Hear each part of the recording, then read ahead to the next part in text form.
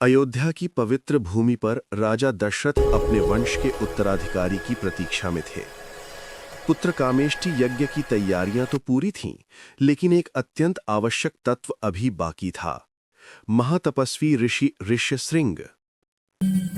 राजगुरु वशिष्ठ जानते थे कि यह दिव्य यज्ञ तभी सफल होगा जब इसे वो ऋषि पूरा करे जिसकी तपस्या देवताओं को भी प्रभावित करे। इसलिए उन्होंने राजा दशरथ से कहा, महाराज, यज्ञ की सिद्धि के लिए ऋष्यशृंग जी का सानिध्य अनिवार्य है। ये सुनकर राजा दशरथ तुरंत अपने मंत्रियों और पुरोहितों के साथ ऋष्यशृंग के आश्रम की ओर निकल पड़े। उनके मन में एक ही आशा थी, क्या ऋषि राजी होंगे? क्या हमें संतान का सुख मिलेगा? आश्रम पहुंचने पर उन्होंने माहौल को शांत, पवित्र और तपस्या से भरा पाया। राजा ने विनम्रता से ऋषि को प्रणाम किया और कहा, भगवान, कृपया अयोध्या पधारे और हमारे यज्ञ को सफल बनाएं।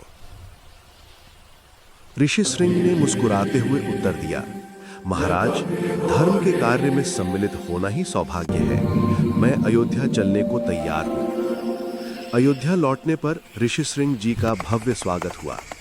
गली गली मंगल ध्वनियां गूंजी और लोगों में नई आशा जाग उठी।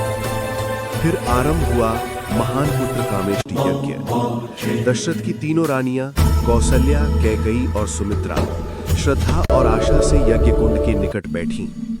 यही वो क्षण था जहां राम जन्म की कथा ने आकार लेना शुरू किया। ऋष्यशृंग के आगमन ने अयोध्या में एक नए युग का प्रारंभ किया, वही युग जो आगे चलकर रामायण का हृदय बना।